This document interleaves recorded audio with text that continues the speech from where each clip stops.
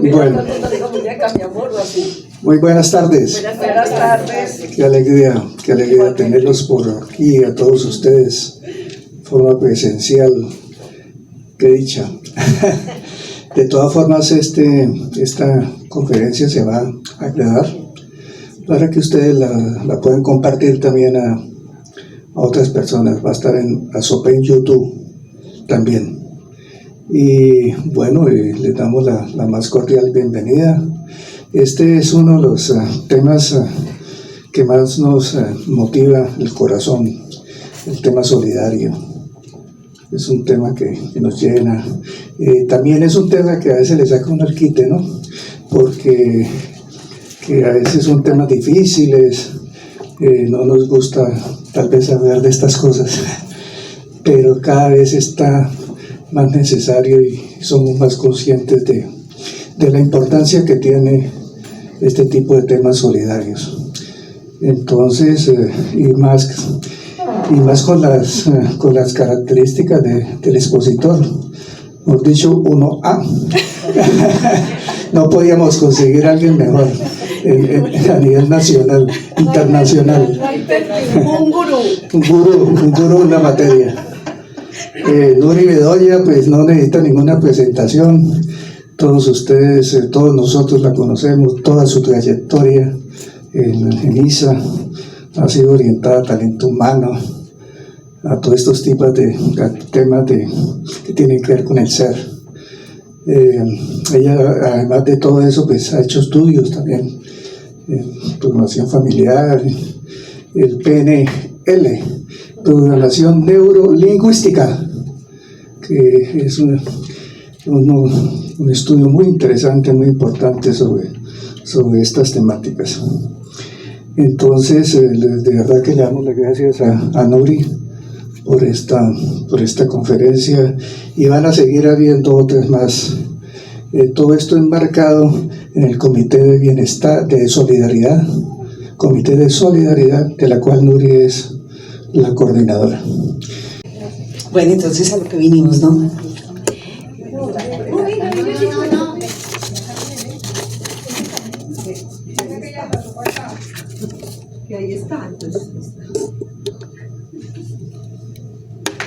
Bueno, a mí me encanta ver caras que hacía mucho tiempo no veía. Y es que es rico porque la vida a veces se encarga, a veces nosotros ni siquiera somos los que buscamos, sino que es la misma vida la que se encarga de juntarnos.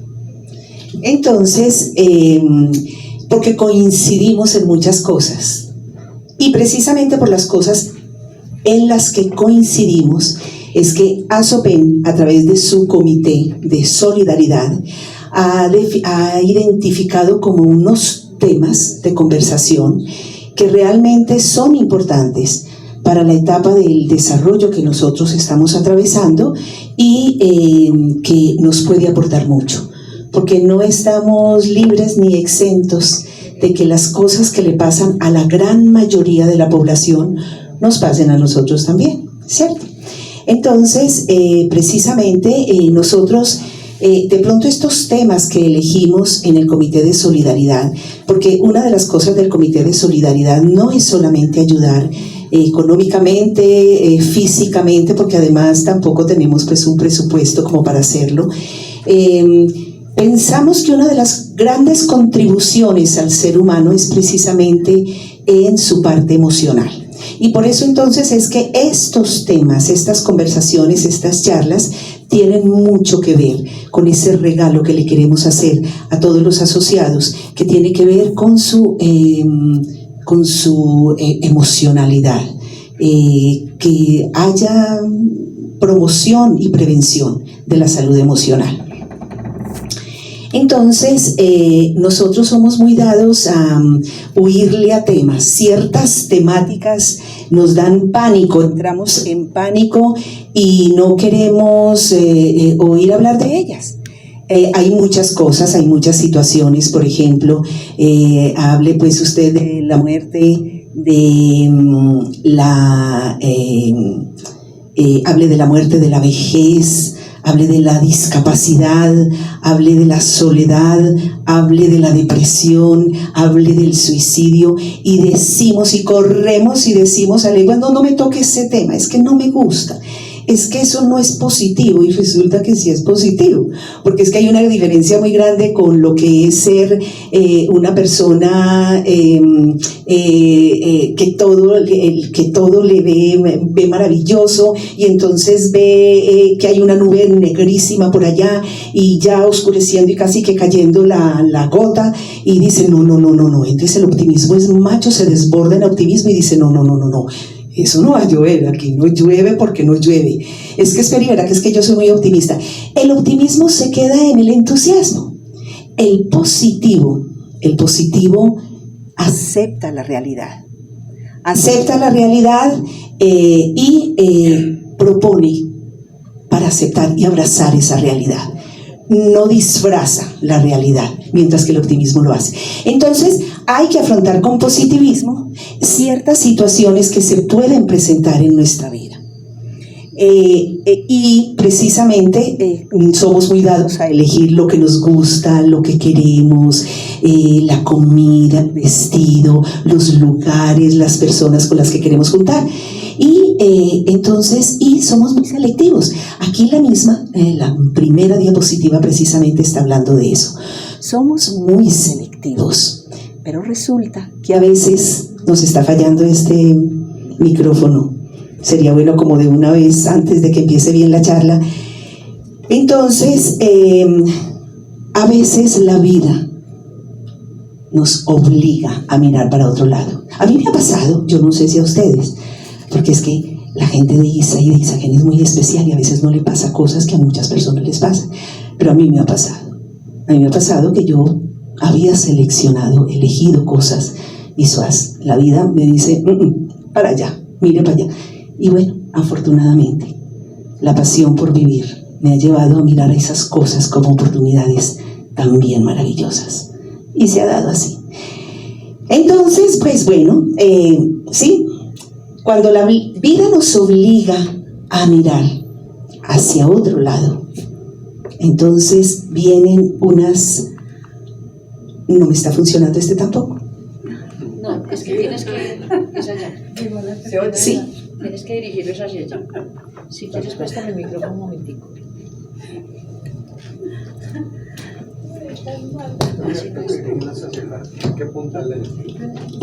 Bueno, entonces, cuando eso sucede, cuando nos obligan a mirar hacia otro lado, tú te maravillas porque resulta que es que hay alternativas que te hacen también la vida amable. Y sobre eso es lo que vamos a conversar hoy, precisamente. Ahora sí no me va a temblar. Bueno, entonces vamos a comenzar ya con nuestra conversación propiamente. Yo quiero, antes de esto, ustedes tienen un lapicito y una hojita que les dieron.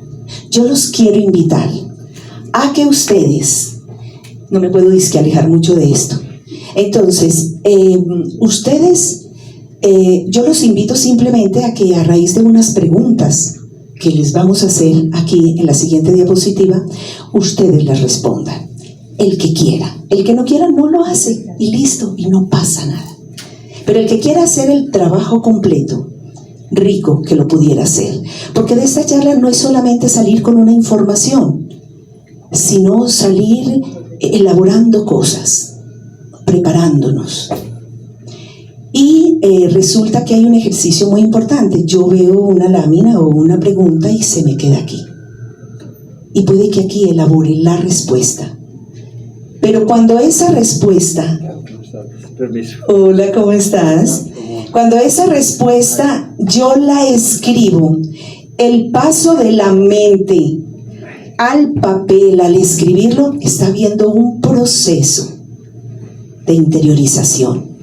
Mucho más cuando yo tomo ese papelito y lo leo. Entonces me quedó casi que el proceso completo. Entonces, por eso los estoy invitando a que ustedes, ahí en el papelito que se les dio, respondan estas preguntas. Vuelvo, insisto, los que quieran.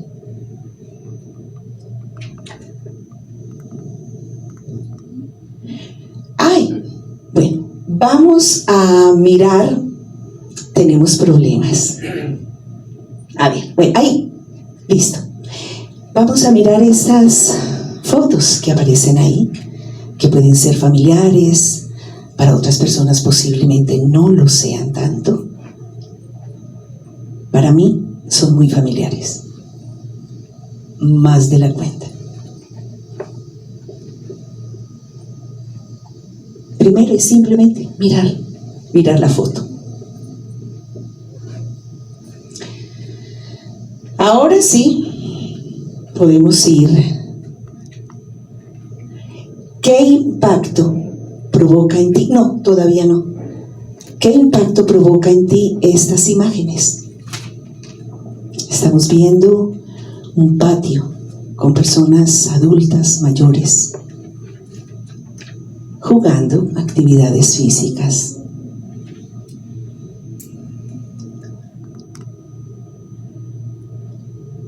¿Qué está bajo tu control absoluto? Porque hay personas que piensan que sí, que el mundo entero lo maneja. Y qué rico que tengan esa confianza. Pero no es así, es que hay cosas que nosotros no podemos controlar. ¿A qué le temes? Porque hay muchas cosas a las que les tememos.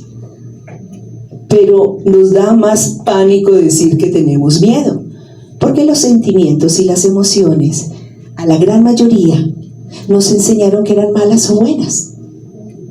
A clasificar las emociones, y no hay ni buenas ni malas, son, y los seres humanos sentimos, y lo bueno de sentir hay que expresarlos. Entonces, ¿a qué le temes?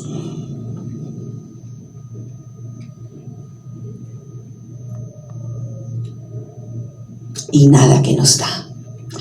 ¿A qué reflexión nos lleva todas estas fotos que hemos visto? Como veo que están respondiendo, yo voy a contar 3 minuticos para que las personas que las están respondiendo lo respondan. Es bueno, es decir, es un ejercicio interesante.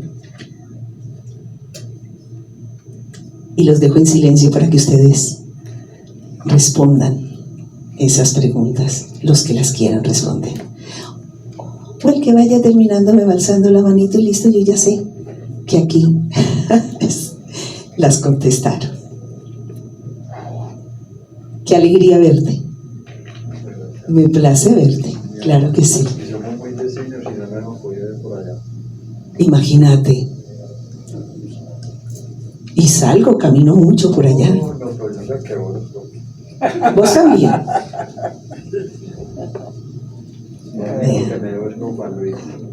Ah, claro, con Juan Luis. Vamos a tomar tinto en tanta pinta. Sí, fueron. Sí. Qué bueno. Listo, entonces, si no, bueno, algún día nos veremos. No nos ha tocado, es que a veces le toca a uno, lo que decíamos ahorita. A veces no es lo que usted diga. Por algo nos encontramos. ¿Respondieron ya las preguntitas? Más o menos. Bueno.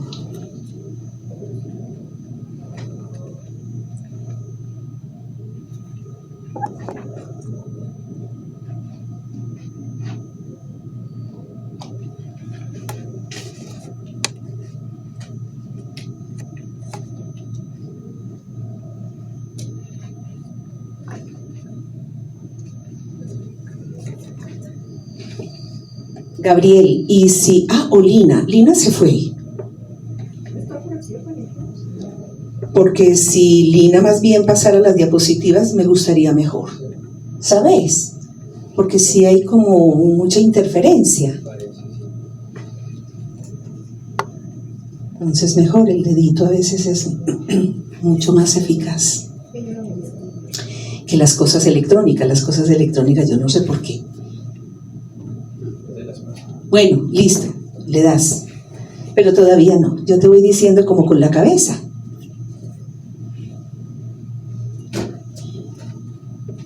Les dio miedo las foticos, les dio miedo. No, No, a mí no, porque como yo estuve en hogares y todo. Sí, ahorita vamos a hablar de todo eso. Sí te dio miedo, pero rico que ahorita sí, ahorita lo vamos a manejar. Porque yo además les quiero hacer como les quiero proponer. Primero pues que apaguemos los celulares, porque a veces cuando suena un celular uno como que se pierde. Y otra cosa es que las preguntas y los comentarios los dejemos para el final de la charla, ¿sí? Después de que hayamos hecho la exposición, al final hagamos las preguntas y los comentarios. Entonces, ¿cómo te llamas tú? Sí. No soy de Isagen, mi nombre es Blanca Cama. Blanca, rico Blanca, y maravillosa bienvenida. Entonces, Blanca, sí, yo creo que ahorita, al final, nos puedes pues participar, compartir ese sentimiento que te embarga en este momento, ¿ok? Bueno, ¿seguimos ya la charla? Bueno, entonces resulta que ya podemos pasar, ¿correcto? Entonces, mire, qué rico que nosotros, porque ya estamos en una edad muy interesante, maravillosos. Yo me veo tan maravillosa y los veo a ustedes cada uno tan maravilloso. Y recuerdo, tengo esa imagen de ustedes en Isa cuando nos encontrábamos en los pasillos en el restaurante, y sigo viendo aquí mucho más sabiduría indudablemente, y como más respeto pero como más libertad, como más autonomía. Entonces, mire, a nuestra edad y a la edad de nuestros mayores, qué rico que esas opciones que demandamos no fueran dictadas por la ilusión o por el prejuicio, sino que más bien tuviéramos la intención de optar alternativas saludables con beneficios coincidentes. Y por eso es que esas opciones, esas decisiones tienen que ser tomadas con sensatez. Una mano en el corazón y la otra, y ya vamos a ver más adelante dónde puede ir esa otra. Vamos entonces ahorita a hablar. Hay una encrucijada, un paradigma, y es que los mayores de 65 a 80 años viene a aparecer en su vida la autonomía disfuncional. Es decir, nos acompaña por mucho tiempo la autonomía funcional, pero a medida que nosotros vamos avanzando en edad, hay una disminución de forma progresiva que tiene incidencia sobre diferentes aspectos de la vida o sobre aspectos psicológicos, y también en forma particular sobre el futuro personal. Entonces viene, cuando toca la parte de autonomía funcional, es donde aparece la necesidad de ayuda, de estar acompañados, incluso de un hábitat adecuado. Y entonces es cuando las personas se plantean, quiero vivir toda la vida con mi familia, o la misma familia dice, no, es que yo no lo suelto y voy a vivir con él toda la vida. Pero vamos a ver, por eso precisamente la charla es para mirar otros aspectos que hay que considerar. Y entonces aparece como quiero es vivir con mi familia, o como quiero es que mi familiar que tiene ya una disfuncionalidad siga en mi casa. Entonces hay un rechazo marcado a lo que son las instituciones, a lo que son los hogares geriátricos. Entonces aquí básicamente en todo este proceso aparecen unas palabras que son claves realmente por la vejez y por esa autonomía funcional que empieza a desgastarse. Entonces hay una necesidad de ayuda que se proyecta o a la familia o a la institución. Entonces, siguiendo hablando sobre la autonomía funcional que disminuye, vemos que además se ve como manifestada en emociones como la incertidumbre y la impotencia. Y esto toca esta autonomía funcional cuando empieza a desgastarse, a disminuirse, toca diferentes dimensiones del ser humano, como la psicológica, la biológica, la social, incluso la espiritual. Pongamos un ejemplo muy claro. Cuando tú tienes un dolor, no te han podido pues diagnosticar qué es, o ya hay un diagnóstico, sin embargo, a veces la misma gripa, una misma gripa, casi que nos invalida por todos los síntomas que lo rodean. Y asimismo otras enfermedades, otras dolencias. ¿Qué hago yo cuando tengo? Y esto hace parte de una dimensión biológica. La enfermedad, el diagnóstico, el desánimo, el no poderme como estar como en otras oportunidades con esa energía. Esta es la parte biológica. Eso me lleva a sentirme desanimado, triste, preocupado, incertidumbre, ¿qué será? Este dolor tan persistente. Y te lleva casi, estamos tocando la parte psicológica. Hay miedo, hay angustia, hay incertidumbre, y te lleva entonces a aislarte. No quieres salir. ¿Para qué salir? Qué pereza. No, yo así, qué desánimo, pues no me llena nada. Eso toca la parte social, porque te aísla. Y en los casos de las personas que creemos, hay una buena parte de la población que le echa la culpa a Dios. Y dice, y se aleja de Dios, y dice, Dios, mire, Dios me está mandando esto a mí, ¿cierto? Entonces toca también la parte espiritual. Entonces, esa disfuncionalidad en la autonomía hace que nosotros necesitemos de otras personas. Cuando necesitamos de otra persona, esto se da, por ejemplo, en personas que ya empiezan a tener incluso demencia senil, que es un primer paso, según algunos neurólogos, no todos lo dicen así, es un primer paso para el Alzheimer. Pero cuando hay personas que entonces por completo dejan de funcionar, esas personas demandan ayuda y un hábitat adecuado. Y esto entonces compromete no solo la persona que está vivenciando esa enfermedad, esa patología, sino también la familia. Y entonces es cuando surgen unas alternativas. O vivir con algún familiar, un hijo, la mamá, un hermano, un primo, porque no la mamá o el papá, porque no solamente aquí vamos a hablar de personas adultas mayores, hay personas también con alguna enfermedad que pierden su autonomía funcional y que todavía tienen a papá y a mamá, y es papá y mamá quienes se encargan, o papá o mamá, ¿cierto? Entonces, vivir con algún familiar, y ese es el sueño, casi diríamos yo, que es la mayoría de las personas, de parte y parte, de quien lo quiere cuidar y de quien quiere ser cuidado. Vivir solo con una ayuda domiciliaria. Miren, yo no me puedo mover mucho de acá porque aquí está el micrófono. A mí me fascina moverme, pero tengo que estar aquí clavadita, ¿cierto? Bueno, entonces, vivir con una ayuda domiciliaria.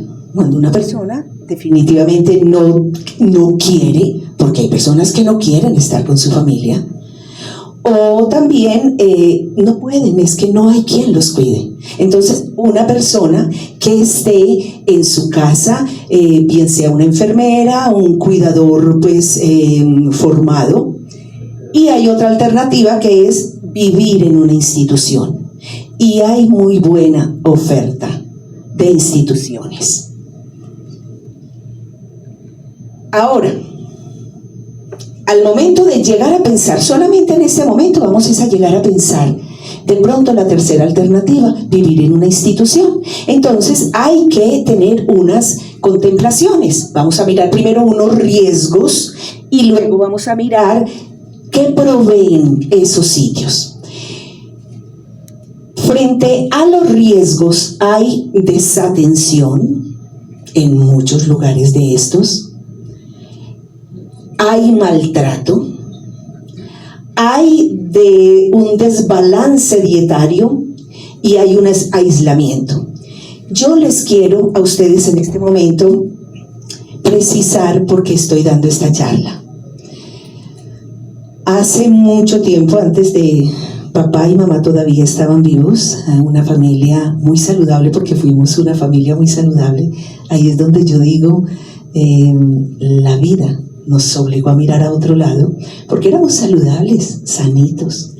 Y resulta que, sin embargo, en esos tiempos yo, todavía con mis hijos pequeños, yo decía y ventilaba eso en reuniones familiares, en conversaciones familiares: cuando yo ya no me pueda mantener yo, cuando ya esté ofreciendo riesgos mi vida, yo me voy para un hogar geriátrico.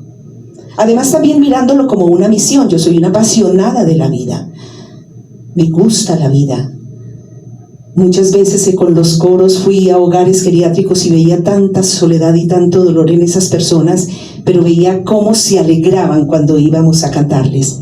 Entonces yo decía, qué rico llevarles alegría y mostrarles que la vida no se acabó porque nos tocó esa circunstancia, porque quien se agrava es precisamente la que lo lleva a lo más negativo, cuando de cada cosa se pueden sacar cosas buenas. Yo no sé qué tanto eco, creo que dejé eco en algún momento en mi familia, pero esa era mi posición. Todavía estaba muy joven y mis niños estaban pequeños, y yo decía, cuando mi vida corra peligro porque yo esté sola en mi casa, me voy para un hogar geriátrico. El caso es que esta familia tan sana, pues bueno, papá murió en algún momento de un infarto, no fue nada pues traumático.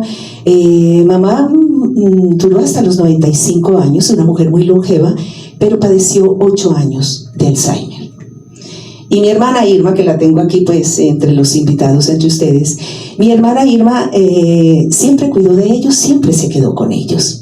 No en la casa porque fue una mujer trabajadora, pues salía a trabajar y todo, pero ya llegó un momento en que quiso quedarse con ellos, porque desde muy joven había trabajado. Entonces se queda con ellos y Irma empieza a desgastarse, porque ahorita vamos a mirar también cuál es el problema del cuidador, que el cuidador termina más grave que el cuidado. Esta mujer empezó a darle la vida a mi mamá. Era la mamá de mi mamá. Era nuestra hermana, pero era la mamá de mi mamá. Y con cosas impresionantes, porque los que estén aquí y hayan conocido historias de personas con Alzheimer saben lo desgastante que es manejar una persona con Alzheimer. Lo desgastante. Irma, con ese empeño diario, la sacaba, la mantenía como un bizcochito, bueno, todo lo que ustedes quieran. A veces me llamaba, que ya no daba más, y me decía, Nuri, no, definitivamente no puedo. Y yo, listo, hay alternativas, Irma. Porque ella no conocía, mamá no conocía a nadie. A ella el nombre era el que recordaba, Irma. Pero incluso a ella misma le decía, tú eres tan bella que es como si fueras mi hija. Y era que mi hermana era su hija. Sí. Entonces, cosas impresionantes. Preguntan la hora, preguntan dónde estamos, preguntan, dicen que nos les han dado comida. Bueno, todas las cosas. No vamos a hablar aquí de Alzheimer porque ya tendremos en algún momento alguna oportunidad para hablar del Alzheimer, pero es desgastante y quemador, y ahorita lo vamos a ver más profundamente. El caso es que yo le decía a Irma, hay alternativas. Cuando íbamos a pegar de una de esas alternativas, ella decía, no, yo no soy capaz, Nurito. Bueno, como la vida nos toca, obliga a mirar a otro lado. Un día tuvimos que salir con Irma para el hospital, donde duró 1 mes y medio debatiéndose entre la vida y la muerte, y con mi mamá para un hogar geriátrico. Y a raíz de ahí, otra cosa muy importante. Cuando Irma sale del hospital, 1 mes y medio después, incluso todavía con un diagnóstico muy gris, porque era una enfermedad autoinmune muy difícil, que fue tratada inicialmente con quimio y todo esto, Irma toma la decisión y dice, yo quiero irme para un hogar geriátrico. Una mujer muy resiliente, y yo eso se lo he reconocido toda la vida a ella. y con una alegría mayor que la mía, y se fue para un hogar geriátrico. Entonces, tengo toda la autoridad para hablar de hogares geriátricos, porque ella pasó por lo menos por 5. Por lo menos por 5. Mamá estuvo siempre en uno. Otra cosa, como mi mamá y Irma tenían el cordón umbilical pegadito, y mamá, un encanto de ser humano, muy dominante y manipulador, como la mayoría de las mamás, no todas. Me excusan si la de ustedes no es manipuladora, pero como la gran mayoría. Entonces, yo tomé la decisión como tutora de Irma de decir, no vas al mismo hogar geriátrico que mamá, porque entonces vas a seguir cuidando a mamá en el hogar geriátrico y tú tienes que independizarse, y le devolví la autonomía a Irma. Vamos a seguir entonces. ¿Qué vino de desatención? Irma era la princesa de esa casa. Como tenía una disfuncionalidad, tenía inmovilidad en una pierna y en una mano. Ella necesitaba que la ayudaran a moverse, pero ella misma empezó a hacer ejercicio. Se mantenía como un bizcochito. Las personas que venían a este hogar geriátrico a conocerlo la saludaban y pensaban que ella era la dueña del lugar o la administradora. Y ella decía, no, yo estoy aquí porque es que soy un habitante de la casa, y ellos se aterraban y decían, pero ¿cómo? ¿De dónde? Pero sí, bueno. Pero poco a poco les voy a soltando de esas pildoritas que vimos allá. Pero ella, ¿de qué se dio cuenta? Que sí había maltrato. Allá era porque ella era la princesa y tenía toda su lucidez, pero se dio cuenta del maltrato que había con otras personas, mientras los hijos no estaban. Y les decían mentiras. Incluso llegaron a darles medicina para que durmieran, acostarlos temprano, tipo 4 de la tarde, o a levantarlos muy temprano, a bañarlos a las 3 de la mañana. No se me vayan a horrorizar porque hay unos muy buenos, pero les tengo que decir la verdad. Empezó a ver eso. Empezó a ver, por ejemplo, el desbalance dietario. A ella era la princesa y a la princesa le daban lo mejor. Ella se daba cuenta que era carne, que era proteína, sí, que eran vegetales, que eran frutas. Pero los que no los engañaban, y como a la hora del almuerzo no estaban los familiares, ¿cierto? Entonces, desbalance. Y aislamiento. También hay aislamiento. Entonces, esas son de las cosas, los riesgos que nos podemos encontrar cuando hacemos una elección. Pero también, ¿qué proveen estos sitios? ¿Y qué es lo que tenemos que mirar y luego tener mucho cuidado? Es que, por ejemplo, la atención es 24 horas. En la casa puede ser que el familiar, dentro del cansancio y agotamiento, ya no dé las 24 horas. La alimentación, donde haya un buen ecónomo y donde sepa el balance de la nutrición. Hay hogares donde la alimentación es buena y balanceada. El cuidado personal, se encargan de todo lo que es su ropa. Es decir, una persona en un lugar de estos bien elegidito es un príncipe que solamente va a la cama a dormir, ya está extendida, se la atienden, la ropita está la que quien se quiera poner porque está lavada, planchada, los alimentos, la medicina, sacarlas al parque, hacer actividades, bueno, una cantidad de cosas.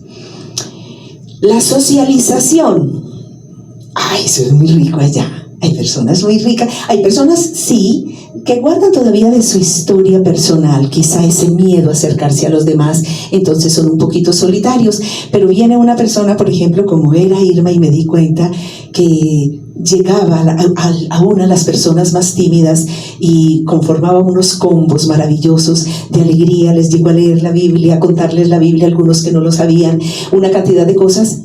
¿Y cómo les parece que esa socialización se fue hasta el punto de que Irma consiguió pareja en un hogar geriátrico? Irma es soltera, una mujer muy alegre, muy inteligente, pues me excusan, es mi hermanita y de verdad que no le estoy diciendo mayores cosas, sino que estoy reconociendo. Y se encontró allá con una, y les voy a contar el cuentecito así rapidito, unas personas, mujeres mayores, fueron al hogar geriátrico y fueron y dijeron, mire, es que yo quiero, es que mi papá está corriendo peligro porque ya se quemó él preparándose sus comidas, y entonces hablaron con Irma, pensaron que ella era la administradora, y cuando no, entonces quedaron maravilladas, y parece ser que se fueron y le dijeron al señor que no quería hogar geriátrico. Papá, el señor era viudo y pensionado de Pilsen. Entonces, papá, imagínese la mujer que hay en este hogar geriátrico. Y el papá se fue para allá y simplemente la observó por tiempo, por días y por días, y se ennoviaron. Y ese noviazgo trascendió, se volvieron pareja. Y ya no eran 2 habitaciones, sino una sola habitación. Y caminaron juntos como 3 geriátricos más, porque el que donde estaban no les bastaba, entonces querían otro, querían otras condiciones, y estuvieron en 3. Él muere finalmente, y entonces mi hermana ya había ido, trascendido un poquitico, porque ya estaba totalmente sana, movilidad restablecida. Se va, ya es para una casa donde hay una habitación independiente, y solamente le dan los alimentos, bueno, también la ropa y todo esto se va, y ya hoy Irma vive en un apartamento sola y se abastece por completo. Pero esto tocaba, para esto era que yo tocaba, era la parte de socialización y recreación, toda la que quieran. Porque esto ya se agotó. Parece ser que la pila. Si quieren, seguimos así. Yo no tengo problema. Bueno. No, yo creo que no. ¿Me están oyendo bien? Bueno. El caso es que la recreación, hombre, estos hogares, no me puedo mover mucho, dizque por el audio del video. Entonces, resulta que esas actividades allá son ricas, tienen muchas actividades lúdicas, les llevan incluso espectáculos. Es decir, un buen geriátrico tiene todas esas condiciones para precisamente lograr que las personas que están ahí habitando pues se sientan cómodos y realmente como en su casa. Entonces, lo que sí es cierto es que una condición ineludible, una condición de éxito es la supervisión y acompañamiento de la familia. Nunca una persona que se ingrese a un geriátrico debe ser abandonado por la familia. Y en unas películas que yo les voy a recomendar al final de la charla, ustedes van a ver cómo el común denominador es que simplemente no hubo un doliente, no hubo una persona que se condoliera de ese paciente y simplemente lo botó. ¿Sí?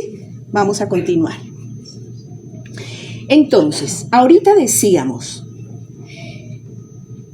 tomar la decisión con sensatez, con cordura, con madurez.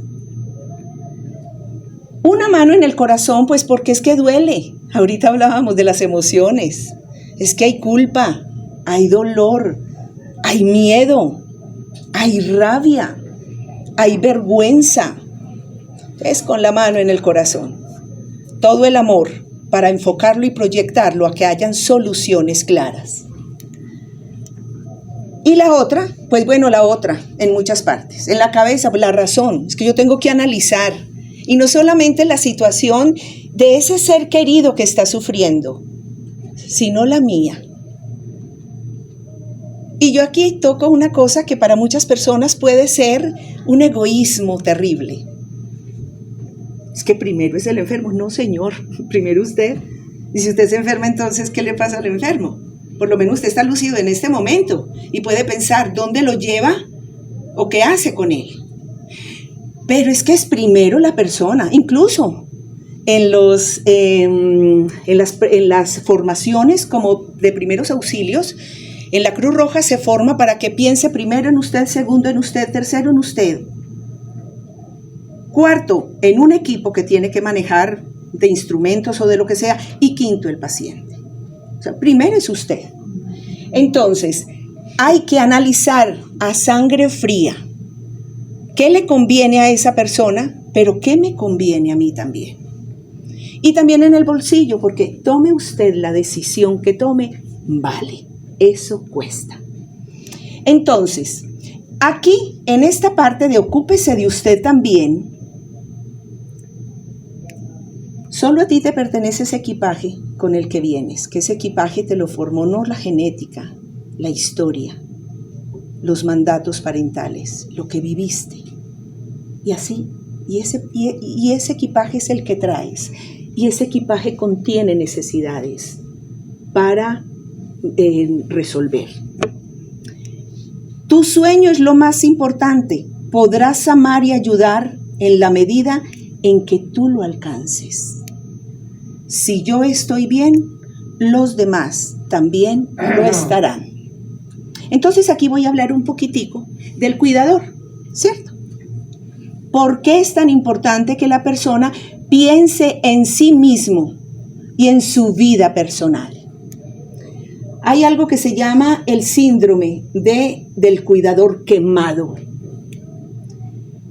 Hay el tener yo que dedicarme a una persona.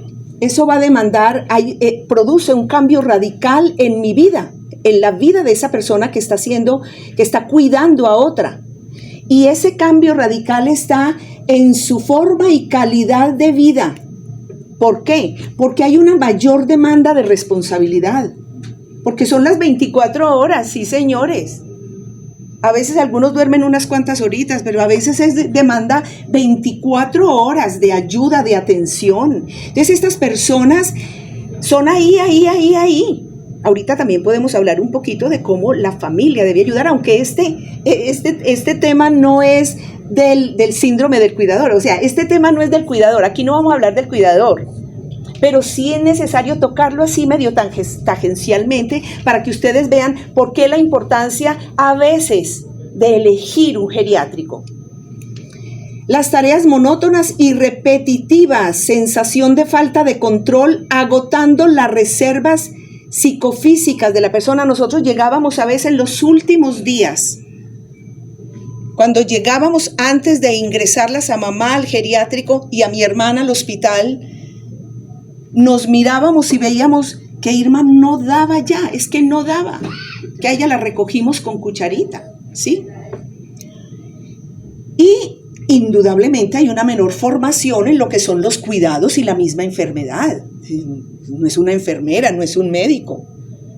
Y los médicos y las enfermeras de la familia es que se llenan de pánico y de miedo y no atienden a sus familiares, menos, ¿cierto? Porque eso es inherente al ser humano. Hay unas personas que se empanican más fácil que otras. Entonces, eso del síndrome del cuidador quemado se llama el burnout. Síndrome producido por el estrés crónico continuado que se da en el día a día al enfrentarse a la enfermedad de la persona cuidada. ¿Sí? Entonces, ojo con eso. Porque a Irma le ganó la tristeza, la compasión por mamá, que es divino y se lo agradecemos. Pero se quemó ella. Y mamá tenía un Alzheimer que ya no reconocía a nada. Y pudo haberla no soltado. Vuelvo y digo yo, es que nunca, bajo ninguna circunstancia podemos botar un ser querido en un geriátrico. El lugar geriátrico es de una ayuda enorme, pero no lo podemos dejar a la merced de un geriátrico. Aquí también yo quiero rescatar un poquitico de eso que veníamos hablando, de la importancia de que yo me quiera y de que yo en algún momento diga primero yo. Primero la ayuda es para mí. Primero yo transformo mi vida y luego entonces miro a ver cómo puedo ayudarle a otros. Entonces resulta que nada es más importante a la hora de ser madres y padres que cuidarnos psicológicamente como personas. Mi mamá toda la vida nos repitió y nos dijo incansablemente que un hijo se educaba 20 años antes de nacer. Y nos explicaba, es que 20 años de nacer, ¿por qué? Porque si tú a ti no te educo bien y tú desde ahora no ves qué eliges en la vida, por dónde te vas, el día de mañana lo que le vas a entregar a tus hijos es precisamente eso, ¿cierto? Pero si vas desubicadita en la vida, tus hijos van a estar desubicaditos en la vida, ¿cierto? Bueno, entonces, nos sucede mucho a muchas personas en la vida. Ahorita estábamos hablando de esa condición tan inherente a la gran mayoría de las mamás. Vuelvo y digo, puede que no todas, pero la gran mayoría de mamás o de padres y otras personas más son manipuladoras, ¿cierto? Y tienen, sí, una gran mayoría la necesidad de ser cuidadas. No me abandone, mire todo cómo me he matado por usted, nunca me vaya a dejar, ese novio no me gusta, pero es que ese novio no me gusta porque representa una amenaza y es que mi hija se va a ir, ¿cierto? Entonces, esto nos muestra muy bien cómo puede ser una patología de esas que es muy común, vuelvo y les digo, no de todo el mundo, y no para despreciarlas. La mamá es lo más sagrado. Papá y mamá nos dieron la vida, son dadores de vida. Con eso ya olvides. Y no hicieron mal por hacer mal, dieron lo que tenían, ¿sí? Pero aquí se ve muy claramente, entonces, por ejemplo, expresiones como esto. Quiero que hagan lo que no pude hacer. Proyectan en el hijo esas cosas que quisieron alcanzar y no lo lograron. Entonces, usted tiene que ser fútbol. Yo me pongo a ver, por ejemplo, en tantas escuelas de fútbol de los niños, y una vez que hice precisamente un programa radial con que todos los niños querían ser Messi o querían ser que ya no me gusta del 10, James, entonces, que ya no me gusta. No, es divino. No, bueno, no, me excusan. No, se me chispoteó, pero me excusan. El caso es que yo averigüé primero con los papás y con los mismos niños, y resulta que es que la gran mayoría de los niños que están en las escuelas es porque el papá quiere. De pronto los muchachitos no quieren estar en fútbol, sino es más bien del papá. Entonces, que sean lo que yo no pude. Deseo que cuiden de mí toda la vida, no me vayas a dejar solo. ¿Cuántas personas solteras están, incluso con una situación que no debiera, pero es, y hay que comprender también, que tienen resentimiento con su mamá, porque dijeron, yo no me casé por quedarme con ella, ¿sí? Bueno, son cosas para mirar, no para juzgar y para señalar, porque no somos nadie para juzgar. Sobreprotejo, una forma de sobreproteger es atar y amarrar. Hay personas en el teléfono de la Esperanza, cuando estaba como orientadora, que decían, ay, pero imagínese, tiene 40 años y no quiere salir de la casa. ¿Yo qué hago? Y yo, señora, ¿es usted la que lo tiene amarrado ahí? Si usted lo hubiera desde los 20 dicho, suelte porque ya tiene alguna formación, ¿sí? Salga de la casa. Mi hijo Nicolás, cuando estaba grandecito, yo le decía, ¿qué hubo, pues, Nico? ¿Usted qué? ¿Cuándo va a volar? Me decía, no, si usted está muy aburrida conmigo, váyase usted. Yo de aquí no salgo antes de los 40. Afortunadamente se casó como a los 35, afortunadamente. Bueno, se enamoró, afortunadamente llegó alguien que sí. Bueno, ninguna pareja es suficiente para las mamás, ninguna, por buena que sea. Y le inventan los chismes más impresionantes. El temor detrás de que se independicen y manipulan pues con la culpa para que hagan lo que ella quiere. Entonces yo lo que quiero invitar aquí hoy a los padres de familia, incluso a los que tengan ya nietos para que les digan a sus hijos, es esta como declaración. Y podemos, esta declaración, óiganlo bien, porque es para que casi que no la aprendamos de memoria.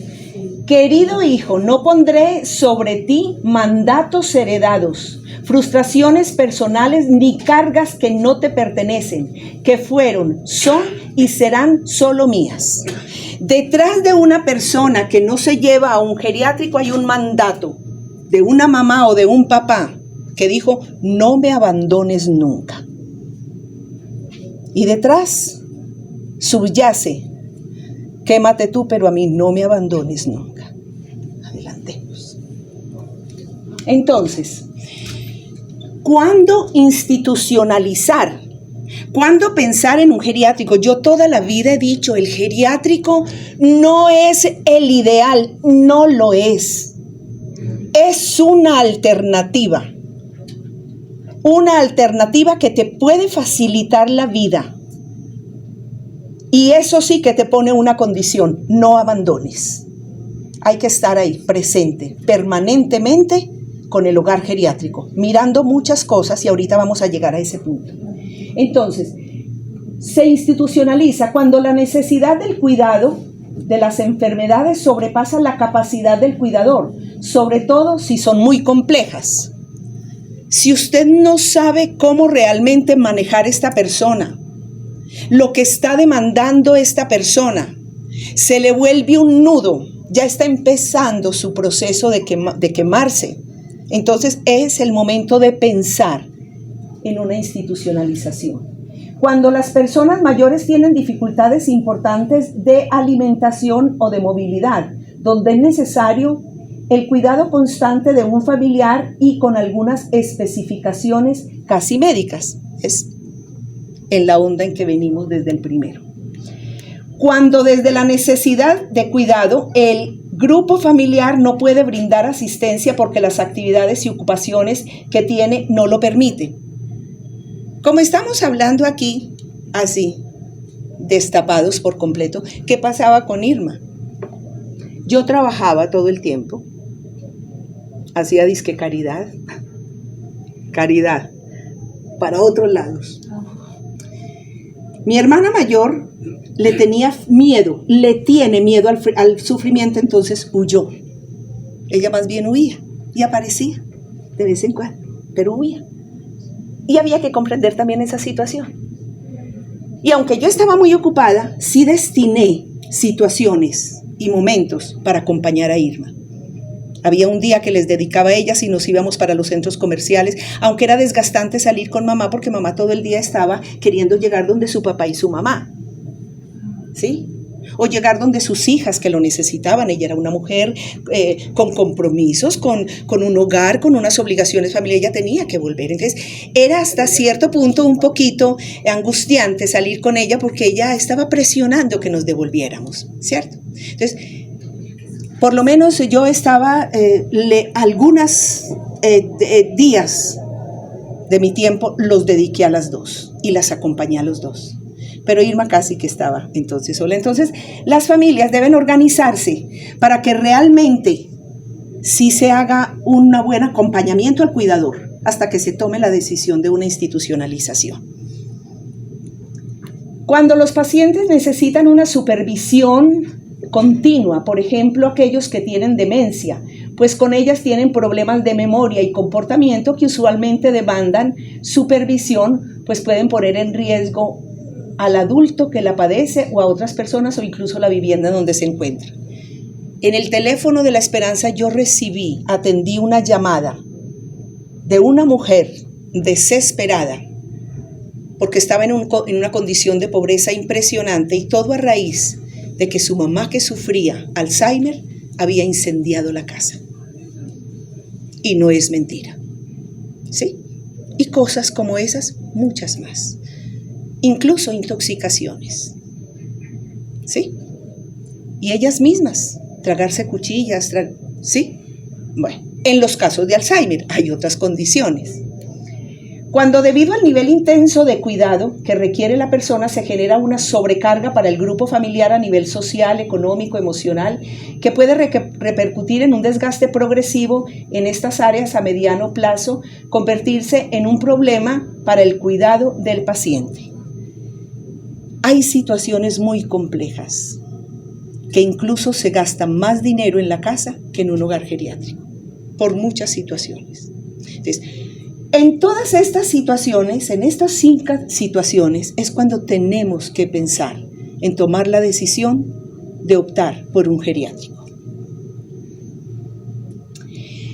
¿Qué aspectos positivos? Es que hay muchos aspectos positivos de un hogar geriátrico. Entonces, atención médica, personal médico especializado, disponible 24 horas, en todo momento, 24 horas. Los medicamentos, todo. Está el médico, la enfermera ahí, que tuvo un mareo, que hay algún como síntoma raro, ahí están y le avisan entonces a la familia o le solucionan el problema o llaman a EMI o llaman al que sea y luego te contactan como familia.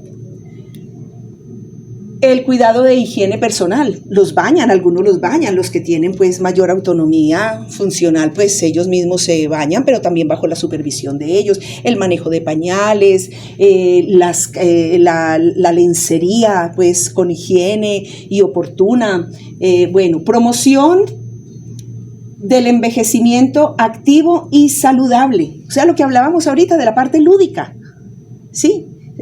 Todo a veces se sientan en una mesa, dibujan todos o pintan mandalas o juegan inclusive al dominó o juegan al parqués y hay otras actividades también donde les llevan espectáculos, el fomento de la socialización, compartir con personas de la misma edad, hacer lo que desean y tener pocas preocupaciones, motiva a los adultos para vivir en residencias mayores. En los sitios donde estuvo Irma, siempre habían unas actividades, hacían las celebraciones de los cumpleaños, como en los jardines infantiles, que entonces alguna mamá lleva las sorpresas y hace las tortas y todo eso. En Navidad las novenas, entonces que una familia hace la novena el primer día.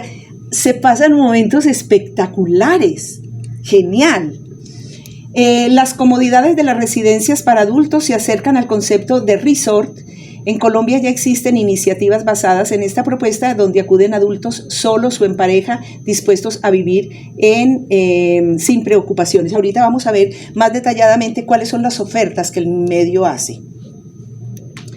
Y no hay que esperar a que llegue la enfermedad para decidirte irte a una residencia para adultos mayores. Cada vez son más las personas sanas, vitales, que resuelven vivir en estos lugares con tranquilidad.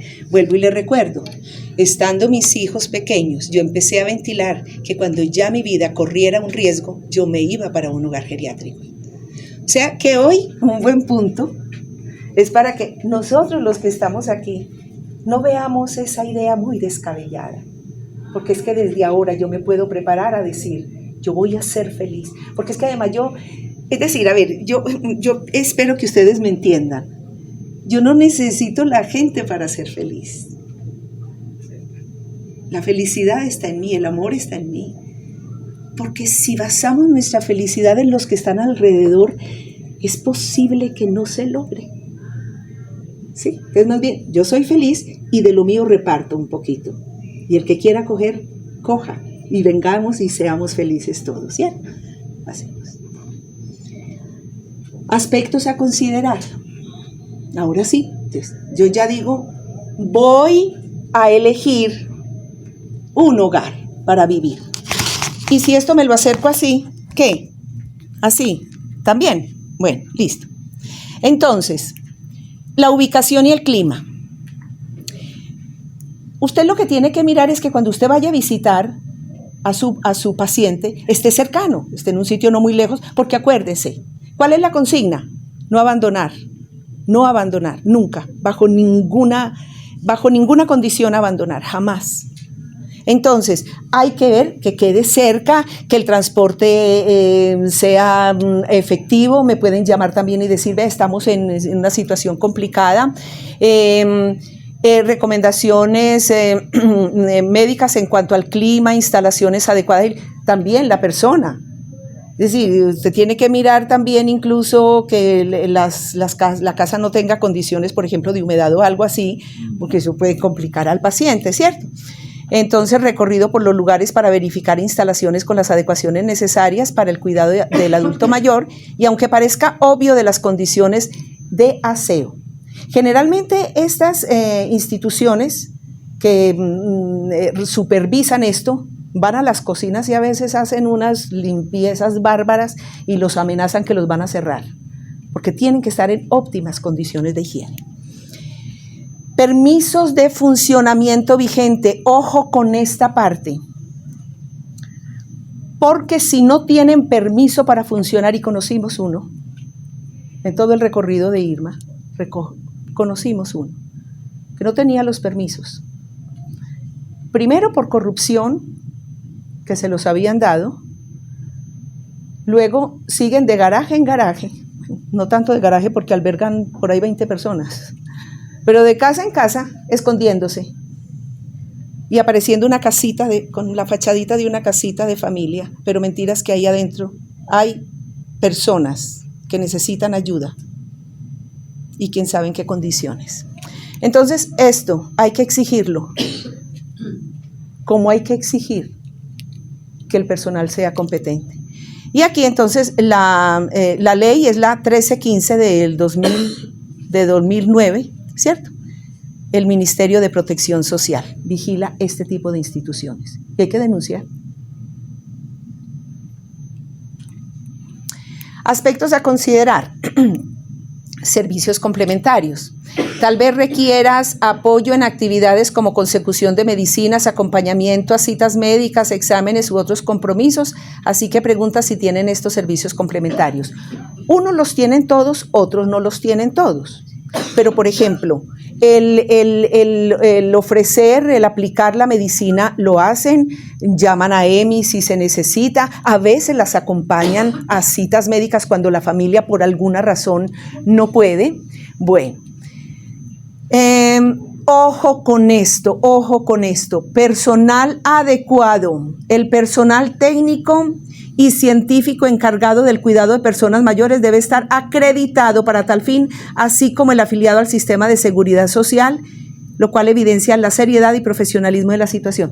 Ese mismo sitio del que yo estoy hablando, del de garaje que se va y se oculta de unas, que fue donde ella fue la princesa al principio, donde conoció a su consorte, ¿cierto? Pero que luego la botaron porque la vieron una amenaza,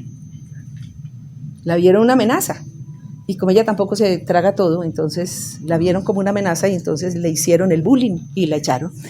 Y siguen rodando por ahí.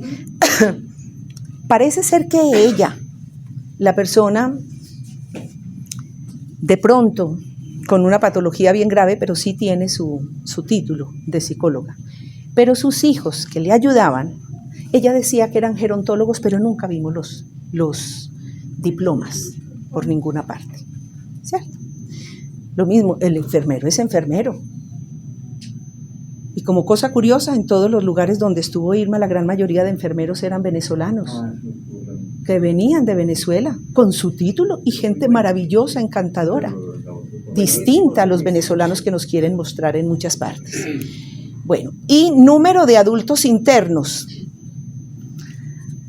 Pues, es que si yo tengo mucha gente, no me da abasto para cuidar, y tengo 2 o 3 empleados, no me da para cuidarlos. Entonces yo tengo que mirar cuántos funcionarios hay en la casa y cuántas personas reciben y cuántas habitaciones hay, ¿cierto? ¿Cuántas habitaciones hay? Porque bueno, hay lugares donde yo digo, sí voy a compartir habitación, ¿cierto? Pero hay que estar muy pendiente de todo eso. Pasemos. Aspectos económicos acordes. En cuanto a costos del cuidado del adulto mayor, tenga en cuenta que los servicios se pagan todos los meses. O sea, aquí ya es la responsabilidad de nosotros como familia. Hay que pagar oportunamente. Hay que pagar. ¿Para qué tener problemas y que de pronto nuestro familiar se exponga a un maltrato o a una humillación o algo? Hay que pagar oportunamente. La nutrición correcta. Este aspecto hace diferencia en consideración al impacto que tiene la salud del adulto mayor, por lo que el tipo de características de los alimentos deben ser orientados por un profesional. Pregunte por la minuta. A mí siempre me ha tocado que sí nos daban la minuta, es decir, cómo, con base en qué armaban ellos los alimentos de cada día. Porque cuando una persona de estas ingresa siempre tiene que tener un acudiente. Yo siempre fui la acudiente pues de Irma en todos los casos. Entonces ese acudiente tiene que tener las pilas puestas. Avancemos. Bueno. Ahora, ¿qué monitorear? ¿Qué nos va a tocar? Nos va a tocar cuando tomemos la decisión de ingresar un familiar nuestro, un ser querido en un hogar de estos. Varias cosas. Primero, no delegar el cuidado del paciente. Familia e institución tienen que ser un equipo. Yo aquí insisto, y ya se los he dicho en varias de las diapositivas, no abandone a su pariente en un hogar geriátrico. No lo abandone, por favor. Yo iba a hacer cualquier vuelta pendeja. Llamaba a Irma, Irma, arréglese que nos vamos. Y me iba con ella, aun cuando estuvo inmovilizada. Arrancaba con ella. No los abandonen. Ojo, con los lugares que a ustedes les dicen, no, es que aquí hay horarios establecidos. A partir de tal hora se van los familiares. Pues entonces, monte guardia. ¿Por qué los están echando a los familiares tan rápido? ¿Qué van a hacer con los viejitos adentro? Entonces hay que monitorear todo ese tipo de cosas. Mantener el contacto constante con la institución, con el grupo, porque lo que no te diga tu familiar te lo puede decir el vecino, el de enseguida. Y muchas cosas las familias se enteraban por el otro, no por su familiar, porque su familiar a veces tiene miedo que se tomen represalias contra él. Visitar frecuentemente, negociar relevos familiares. Hombre, que solamente es usted, no, venga, ayudémonos entre los otros hermanos, entre los otros parientes, ayudémonos, vaya usted también, sáquelo, no lo podemos dejar solo. Pues si los dos podemos ir, mejor rico que bueno, los hermanitos o los parientes junticos. Revisar el cuerpo, mire, esto hay que hacerlo. Nos hemos encontrado, y no solamente en los hogares donde estuvo Irma, en televisión, en Séptimo Día. En Séptimo Día, en unos programas hace unos cuantos fechitas, mostraron 3 ancianos de 3 hogares distintos que murieron en condiciones deplorables, maltratados, un deterioro pero impresionante, así vertiginoso, con golpes, que a veces uno dice, ¿cómo así que una caída le dio ese golpe? O es que alguien le dio un puño o alguien... Ustedes me van a excusar y no me estoy imaginando cosas. Pero esos sitios dan para que haya mucha gente con patologías que busquen esos sitios. Qué tristeza, pero es así. Uno creería que no. Entonces, es revisar el cuerpo. ¿Cómo tienen sus caderitas? A veces se queman y empiezan las llaguitas. Los moratones, ¿por qué morados? Que es cierto que los viejitos dicen que aparecen morados porque sí, pero revise bien a ver qué es lo que pasa. Sí, hay que revisarlos. Diario, en la visita que usted llegue así conversando, lo va acariciando y lo va tocando y lo va mirando, pero hay que revisar. Escuchar lo que el paciente dice y cuenta, porque es que a veces decimos, no, es que como está aburrido inventa cosas. Mentira, escuche, analice y pregunte. Pero también conversar e informarse de otros parientes internos. A veces volvía, lo que yo les decía ahorita, hay otros que cuentan más y sueltan cosas. Acompañar al interno, no guardar, no abandonar. Insistimos, seguimos insistiendo. Participar en las actividades sociales familiares de la institución. En todo lo que la institución invente, esté ahí. Acompañe, participe, hágase parte de esa familia, de esa gran familia donde está su ser querido. Incluir en reuniones familiares al ser querido, es decir, cuanto cumpleaños se haga, venga, voy por usted, venga, amanece con nosotros esta semana, este día que vamos a hacer esta celebración, es decir, toda fiesta que haya en la familia, la primera persona es invitada, es decir, traigámonosla. Invitar a pasear y cambiar de espacios. Entonces, volvemos a insistir, la institucionalidad es una ayuda, no exime del compromiso, acompañamiento y gratitud familiar. Pasemos. Ahora sí, entonces vamos a hablar, ya hemos hablado un poquitico de estas cosas, vamos a ver qué ofertas hace el medio, ¿cierto? Entonces, el domicilio, parientes, estrés, agotamiento, enfermedad, el síndrome del cuidador agotado, y esto tiene una cuota muy alta, no solo económica, humana, el desgaste, la enfermedad.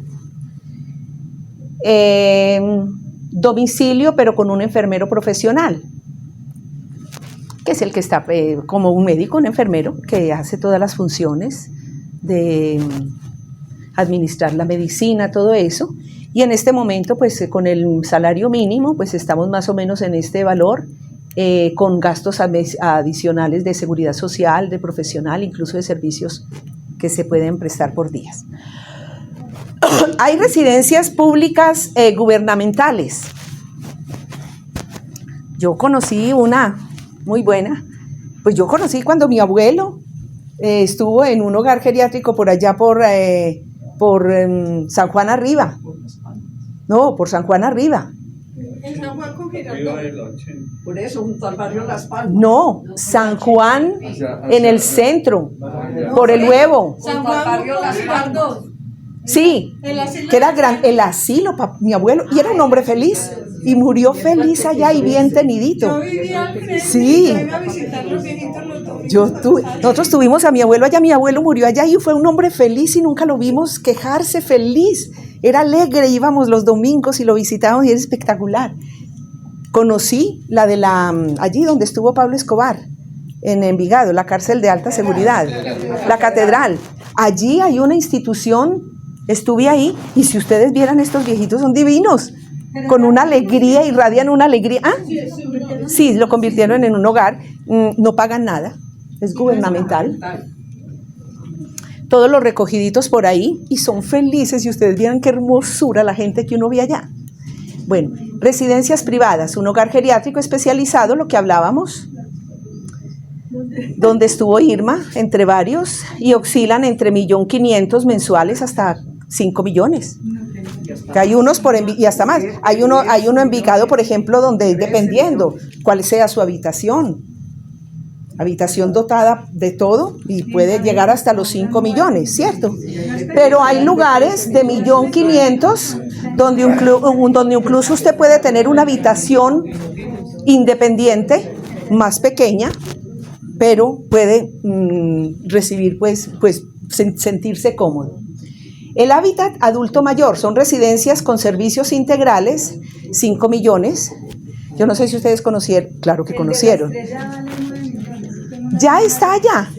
Pues yo recuerdo allá cuando estuvo Santiago Ramírez en el hábitat de la Estrella, valía 5 millones en ese momento, y él estuvo primero en casa y luego pasó a apartamento porque tuvo una caída y tuvo un problema cerebrovascular, ¿cierto? Bueno, son mayores costos, pero también es atención las 24 horas. Y el Seniors Club, que ya es como otra, hoy precisamente iba a venir Paco a hacernos como la diferencia de lo que era un hábitat y lo que era un Seniors Club, porque esto tiene como otro funcionamiento pues ya legal. Sí, como una propiedad o un arrendamiento. Exacto, sí. Exacto, es propietario. Son espectaculares, les cuento. Yo conozco el de la inferior y eso es espectacular, pero así, incluso son personas a partir de los 50 años, personas solas a partir de los 50 años. Viven personas totalmente normales, la mayoría extranjeros. Imagínense. En la sede de la Estrella, quieren estar allá viviendo. Claro. Claro, bueno, entonces ya ven, oscilan estos precios, pues yo los consulté en el momento de estar haciendo como las diapositivas, pero es posible que todos los días hayan cambiado y más ahora, las condiciones, todo está subiendo. Bueno, pasemos. Hay una nueva tendencia, esa me apasiona a mí pues, pero bueno, se llama, y no es tan conocida aquí en Colombia, les cuento. Se llama el cohousing. Compartir casa.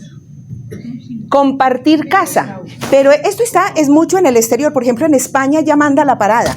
En España ya manda Aquí, ahorita les cuento, tengo un amigo que está más o menos en una situación de esas.